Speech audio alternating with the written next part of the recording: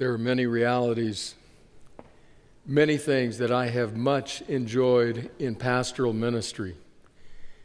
But nothing more than, maybe many things as much as, but nothing more than the privilege of officiating at weddings.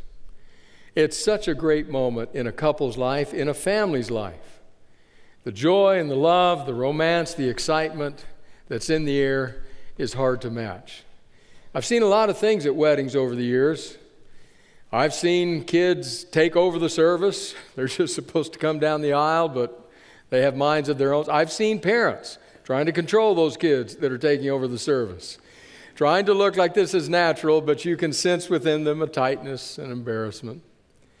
I've heard the prayer in ways that surprisingly did not remind me of Andrea Bocelli and Celine Dion. I've watched beads of perspiration dotting the brows of both brides and grooms. I've watched grooms cry through the vows. I've seen a bride faint. In fact, on that front, it was a beautiful service, beautiful bride, handsome groom. We were kind of packed into this venue, and it was hot. It was stuffy. Now, I know that many of you will disbelieve me because I tend to be hot a lot of the time, but it was really hot. We got to the point of the service where it was vows time, and the couple had turned to face each other, and they were holding each other's hands, and I was going through the vows with him. And I noticed that she was kind of starting to lean a bit toward him. She had been holding his hands. Now she was grabbing his wrist, and now she was grabbing his forearms, and she was getting closer and closer. And it's like, wait, honeymoon hadn't started yet. We still got people here. But suddenly, she just kind of collapsed into him, just fell into his chest. He caught her, held her up with his arms. The violins played, the angels sang. It was a beautiful moment. And so he carried her and he laid her down and they got her some air. And I immediately went to the person representing the venue. I said, you got to get some air in here. It is way too stuffy in here. So finally, after a few moments of being able to come to and get things together, we were back up again, ready to go again. And then I thought of something. I looked at her and I said, do you know that he just said, I do to you? Do you remember that? She said, no. I said, then we're doing that again. So for the only time I've done it, I did vows with him a second time. And this time she heard the I do's and he heard the I do's. It had to happen that way. Because those two words form the foundation of all that is to come. It is the promise, the vow, the commitment. I've told couples over the years, be sure you get those words in the right order. Don't say, do I? Say, I do. It undergirds everything. In other words, it's one person's, one spouse's way of saying to the other spouse, you have my heart. And if that person has your heart, they have it all. In fact, in the days to come, that couple will go out, they will move into a new place, a house, an apartment. They will bring in the furniture, they will hang the pictures on the walls. They will set up housekeeping, and all the joy and all the excitement that comes with that can only happen if they have each other's hearts. I think that's the question that God asks us. Do I have your heart? Asks it in many different ways throughout the pages of this book. There are many different places that we could turn to see that featured. We could turn to the words of Jesus, who, when asked about the greatest commandment, said, the greatest commandment is this: love the Lord your God with all your heart. Starts right there. We could look at other teachings of Jesus. Where your treasure is, there will your heart be also. And many others. We could turn to the Old Testament. We could turn to the old wise man who said, be careful to guard your heart well, because out of it are the issues of life. There are many places we could turn and find the Scripture essentially asking us that question. God saying, do I have your heart? But we're going to turn to a specific place. I've been wanting to turn to this place and have this conversation for some time now.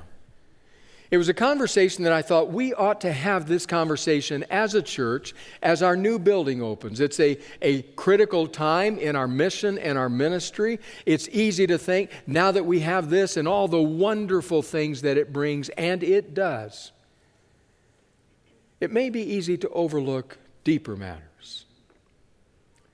Now, then came COVID.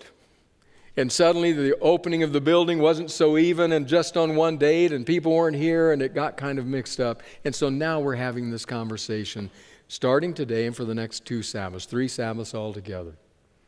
And we're going, of all places, to a book that I know I have never preached a series from.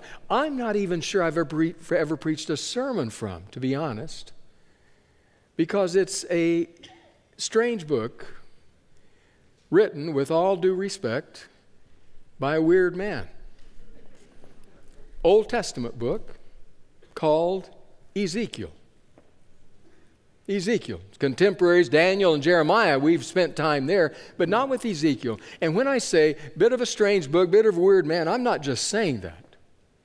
Just spend some time with Ezekiel and you'll run into some very bizarre things. If you can get past all the symbolisms, the wheels within wheels, and God and His fury, and all the cataclysmic destruction, and all the rest that happens in Ezekiel, to encounter Ezekiel himself, then you say, have mercy. Who is this man? This man who in the interest of ministry will shave his head to get a point across, will lie on one side and then the other, will do the strangest kind of things, will eat while he's shaking all over just to symbolize what's coming up ahead, will refuse to mourn for his wife, will get into a thing with God, this is in the Scripture, over whether and what kind of fuel he should use for the fire God has asked him to make. Should it be human excrement or cow dung? Ezekiel. No wonder we haven't gone to Ezekiel. It's a strange book with a weird author.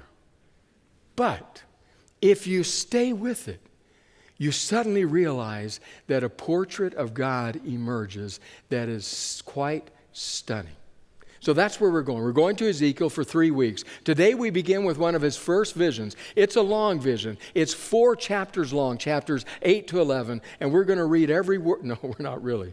We're not going to read every word, but I am going to give you the highlights, the overview of what the vision is. Chapter 8 begins with God saying, this is why what has happened to you, the destruction that has happened, has happened. Chapter 8.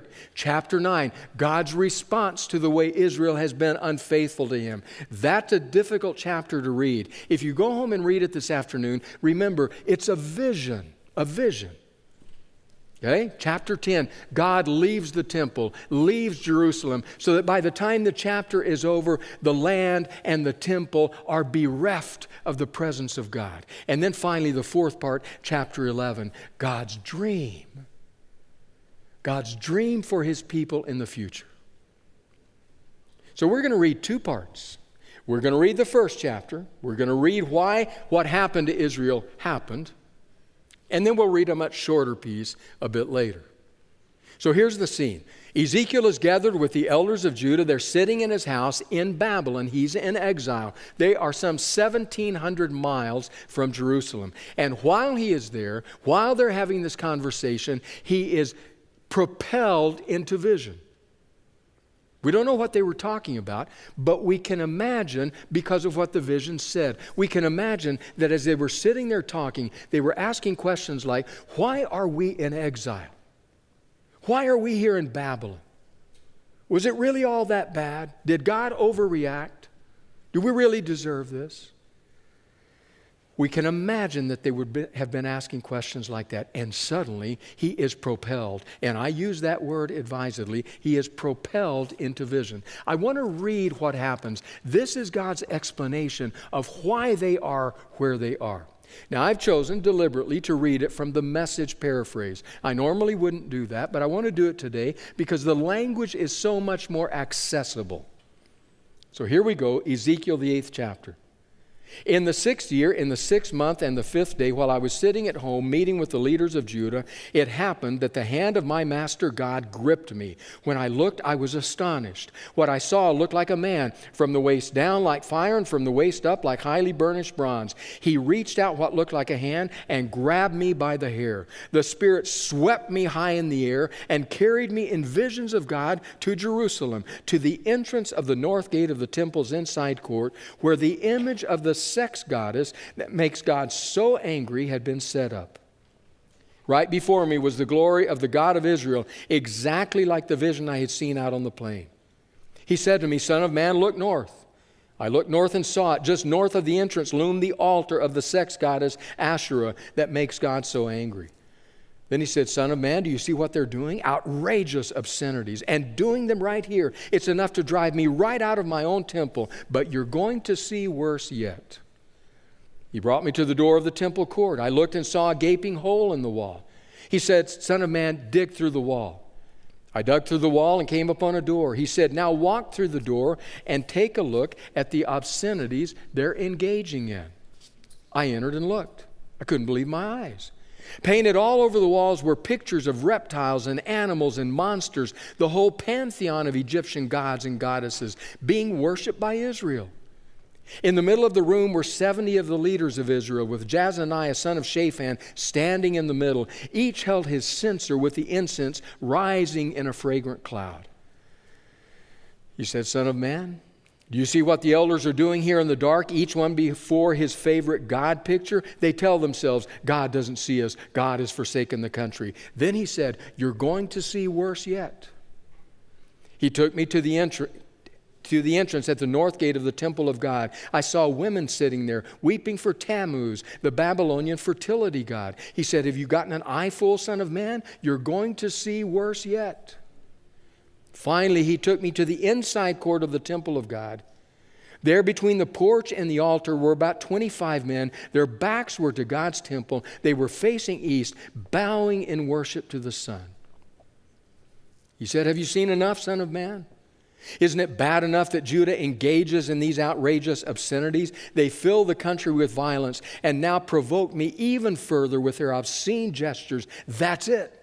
They have an angry God on their hands. From now on, no mercy. They can shout all they want, but I'm not listening." Wow. Space by space, step by step, Ezekiel is moved to the inner sanctums of the temple, those places where a holy God said, "This is my space where I meet with you. This is for us, our relationship." And time and again, Ezekiel sees that they are deeply involved in the worship of the obscene fertility gods of the nations around them. Understand, this had almost a magnetic, diabolical hold on Israel. Part of the reason why, no doubt, was that in the worship of these fertility gods, the ancient mind said, in order to incite them to fertility of our crops and our lands and our flocks and our herds, there has to be coupling sexually with the gods, the priest and the priestesses of these gods. And so God envisioned as saying to Ezekiel, "Look at the obscenity that is happening in my house. Have you seen enough, son of man?" So I tried to think,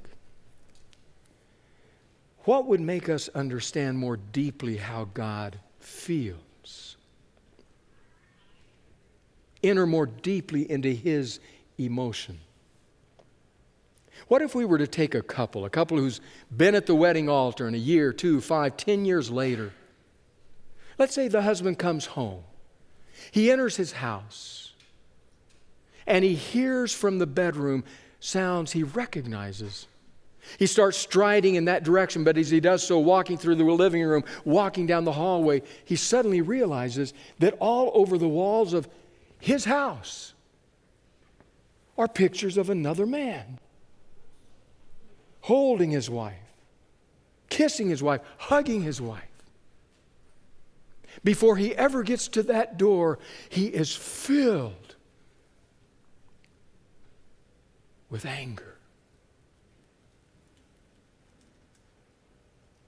Because to respond to the violation of the heart and soul without feeling anger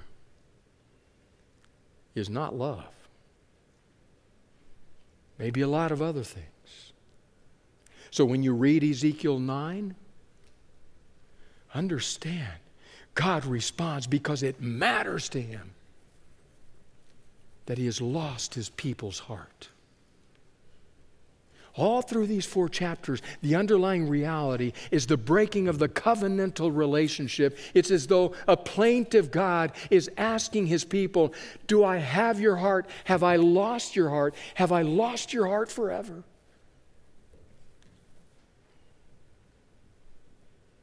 I went back this week and watched it again, watched it 2 or 3 times. It's hard to believe it's been 20, 25 years ago. But there she was. They called her the world's princess. Elegant, bright, articulate. By this point in her life, for Princess Diana, things were crumbling around her. The royals were not happy, to put it mildly. Her marriage was coming unraveled. And it was then that the British journalist Andrew Morton sat down and interviewed her. He asked her, do you think you'll ever be the queen? And she said, no. Why not? And she explained some elements in that relationship between herself and the royals. But she did say, honestly, I just want to be the queen of people's hearts. The question, I think, had to be asked, and Morton asked it. He said, your marriage. Do you think Mrs. Parker Bowles had anything to do with what has happened? And in an answer that would go around the world, with dignity and class, she said, well, there have been 3 of us in this marriage, so it's been a bit crowded. And then she looked down at her lap and you could sense the emotions brimming close to the surface. Ever dignified, ever elegant. But beneath that is the question of Ezekiel's God. Have I lost your heart? Have I lost your heart? Because once you lose the heart, the life follows. In the same way that once you have the heart, the life follows. And so God gives Ezekiel a prophetic, a visionary glimpse into the reality of why Israel is where it is and why what has happened has happened. And we read that and we're horrified, we're stunned, we stagger backward and we say, but what has that to do with us? We don't have the fertility gods on our walls. We're not worshiping at the altar of Asherah. What has that to do with us? We don't practice idolatry, do we?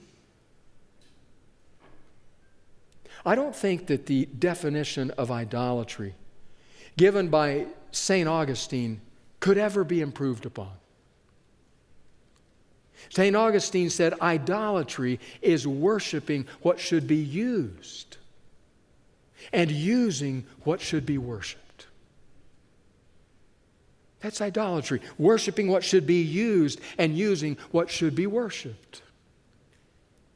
In other words, idolatry in our day and time would look like worshiping things that we are given by God richly to enjoy but making them ultimate.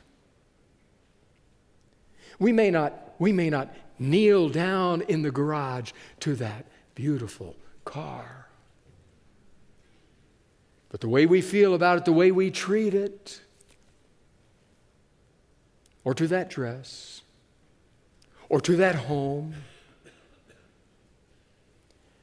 Idolatry, said Augustine, worshiping what should be used. One example, just one. Listen to the words of the writer James Bryan Smith, who writes this.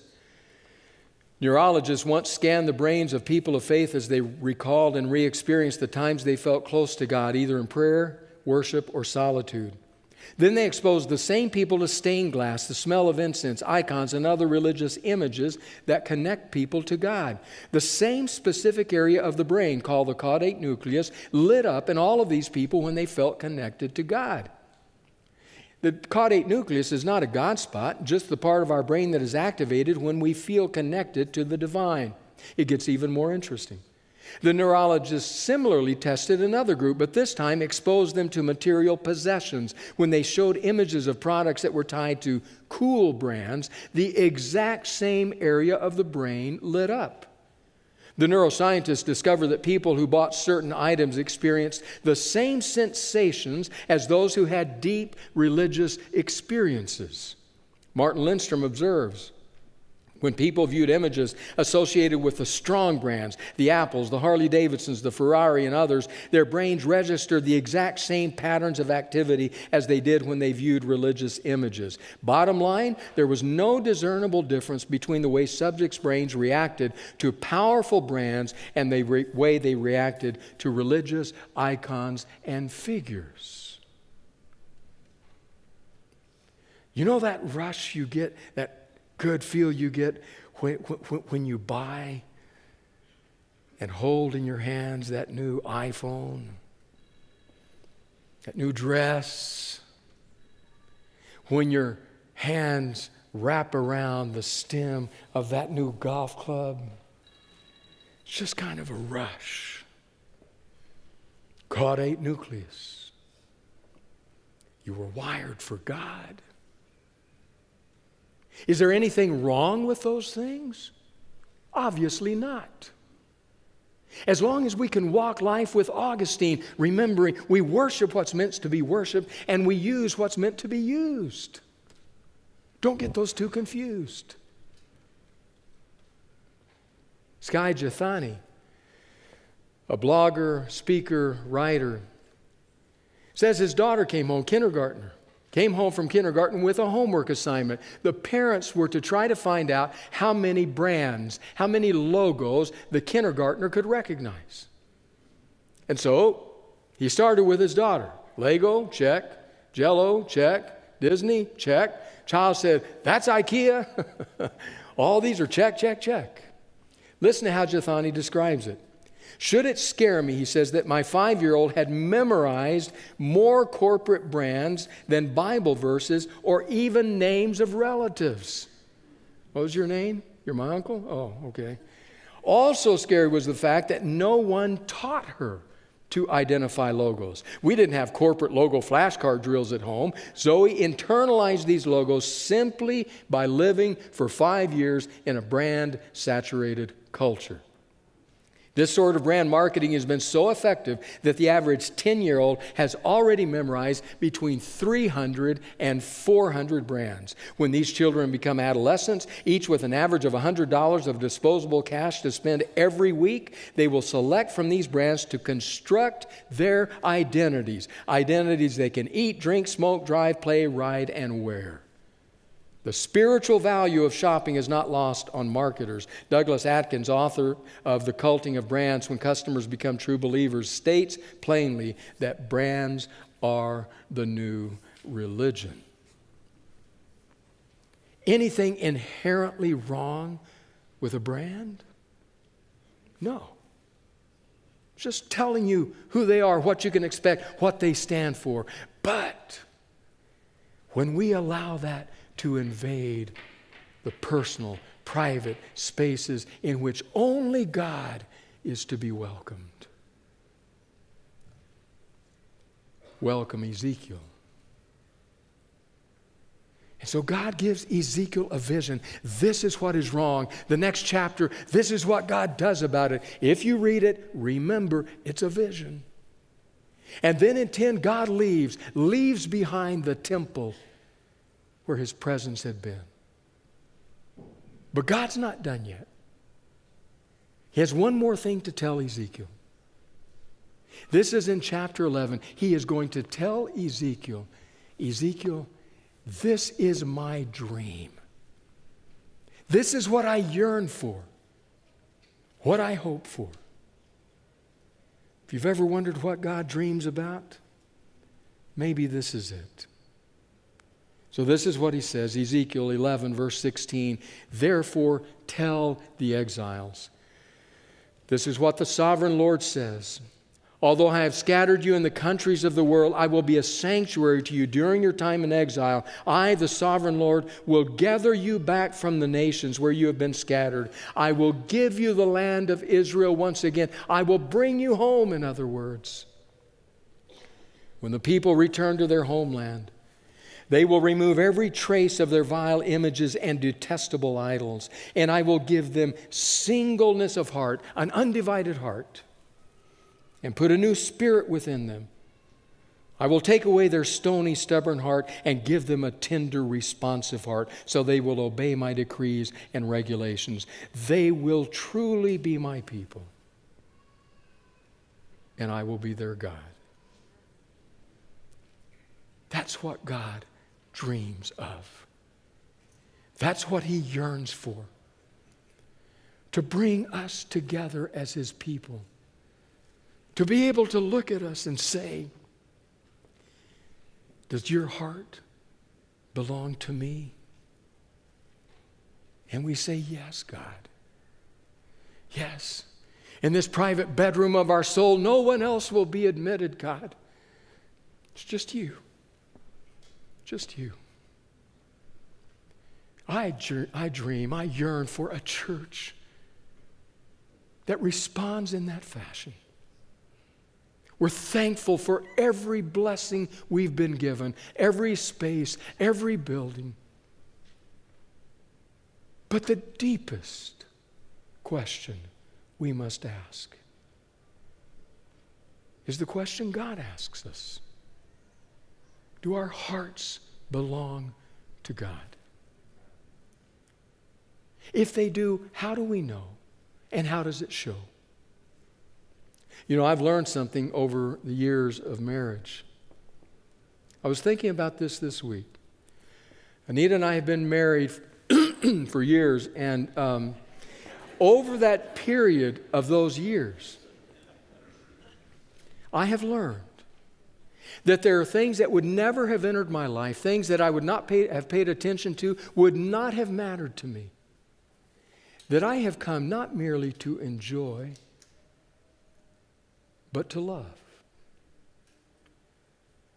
Because the one I love loves that. Maybe one of the ways we know if our heart belongs to God is that we come to love the things God loves. Maybe that will tell us something deep. In fact, maybe a good question to ask that will make us uncomfortable is to ask, when Jesus was here, what did he love? You know what Jesus loved? Jesus loved broken people. He drew them to himself. Jesus loved to heal broken people. Jesus loved to draw next to him those that people like me, religious people, had pushed away. You don't belong here. People with questionable reputations. People with sordid pasts. People who weren't acceptable in the circles of the day. He loved them. Maybe I should ask, Does my church love them?